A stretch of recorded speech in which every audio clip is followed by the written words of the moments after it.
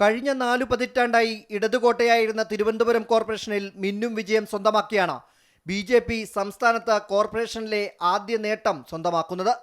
101-ൽ 50 എന്ന പകുതി സീറ്റുകൾ സ്വന്തമാക്കിയാണ് വിജയം. വികസിത കേരള കാഴ്ചപ്പാടിന് ജനങ്ങൾ നൽകിയ അവസരം ഫലപ്രദമായി ഉപയോഗിക്കാനാണ് തീരുമാനം. വരുന്ന നിയമസഭാ തെരഞ്ഞെടുപ്പിനുള്ള ഊർജം കൂടിയാണ് BJPക്ക് കോർപ്പറേഷനിലെയും 2 മുനിസിപ്പാലിറ്റികളുടെയും വിജയം.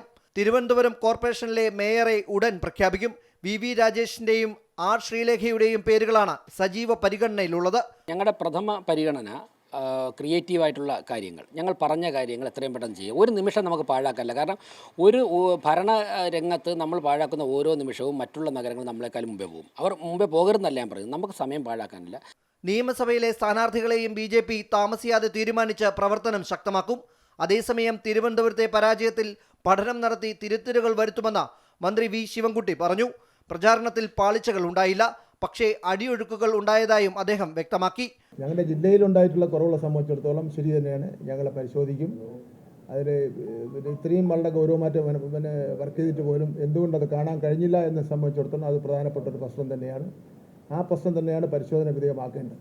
കോൺഗ്രസും സീറ്റ് നില തിരുവനന്തപുരത്ത് 19ലേക്ക് ഉയർത്തി തിരിച്ചുവരവിന്റെ പാതയിലാണ്.